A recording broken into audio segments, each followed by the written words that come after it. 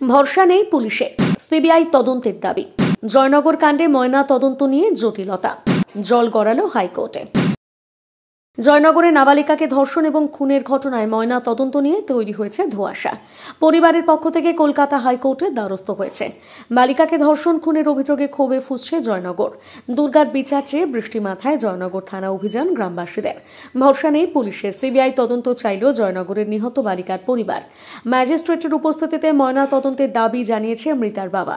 নাবালিকার পরিবারের বক্তব্য, মৃতার ময়না তদন্তে কোনোভাবে রাজ্য সরকারি হাসপাতাল রাজ্য পুলিশের অধীনে করা হবে না। এক্ষেত্রে তারা কোনো কেন্দ্রীয় হাসপাতালে ময়না তদন্তের দাবি জানিয়েছেন। তারা মৃতার পরিবারের আইনজীবী চন্দন কুমার সাহা জানিয়েছেন, রাজ্য সরকারের অধীনে ময়না তদন্তে চাইছি না। পরিবার চাইছে নিরপেক্ষ কোনো হাসপাতালে ময়না তদন্ত করা হোক। দেহ সংরক্ষণের দাবি জানিয়েছি। এই মর্মে লোকাল থানায় ডিজির কাছে চিঠি করা হয়েছে। আমাদের চিঠি গ্রহণ করা হয়েছে।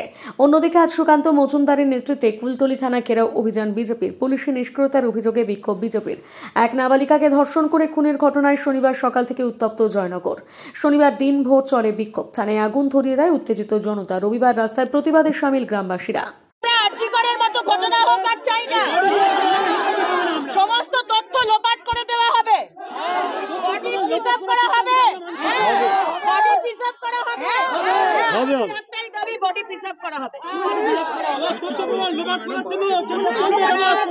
আপনারা আগেরবারে বাধা দিয়েছিলেন, আপনারা আগেরবার করতে দেননি, এবারে আপনারা বাধা দেবেন।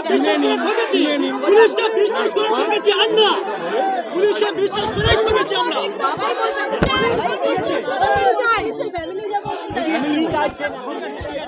আমাদের একটাই দাবি, বডি প্রিজার্ভ করা হবে, বডিকে প্রিজার্ভ করা হবে।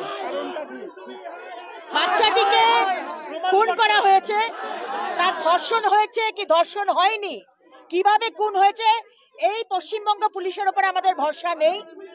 আমরা প্রতিদিন দেখতে পাচ্ছি কি হচ্ছে। আমরা চাই দ্বিতীয় নিউট্রাল অর্গানাইজেশন থেকে পোস্টমর্টম হোক, বডি প্রিজার্ভ করা হোক, এটা আমরা চাই।